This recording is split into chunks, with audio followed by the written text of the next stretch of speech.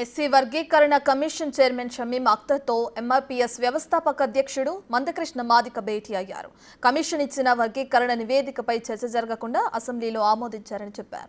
Commission నివేదికలోని లోపాలను సరిచేయాలని ముఖ్యమంత్రి రేవంత్ రెడ్డి దృష్టికి తీసుకొచ్చారని అన్నారు.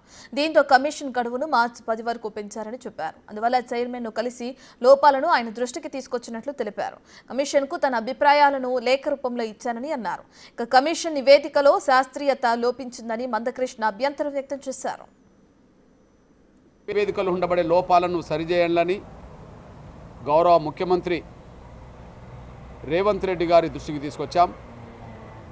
ఆ విషయం సమాజంలో అన్ని వర్గాలకు తెలిసిందే.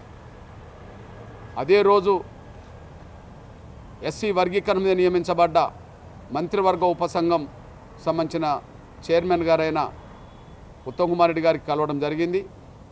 ముఖ్యమంత్రి రేవంత్ రెడ్డి గారు అదే సమయంలో ఉత్తమ్ కుమార్ రెడ్డి గారు వర్గీకరణ మీద ఏదైనా లోటుపాట్లుంటే మరొకసారి అధ్యయనం చేయడానికి కూడా మనం ప్రయత్నం చేస్తామని చెప్పి ఇచ్చిన హామీ మేరకు ఇవాళ మళ్ళా ఏకసభ్య కమిషన్ గడువును షమీం అఖ్తర్ గారికి ఇచ్చిన గడువును మార్చి 10 వరకు పొడిగించినందున ఇదే రోజు మాకు మధ్యాహ్నమే సమయం ఇచ్చినందున జరిగిన కమిషన్ నివేదికలో ఇచ్చిన కమిషన్ నివేదికలో ఉన్న లోపాలేంటి వాటిని ఇప్పటికైనా సరిచేయాలని చెప్పి అందరికీ న్యాయం జరగాలని చెప్పి మేము లిఖితపూర్వకంగా విజ్ఞప్తి చేయడం జరిగింది.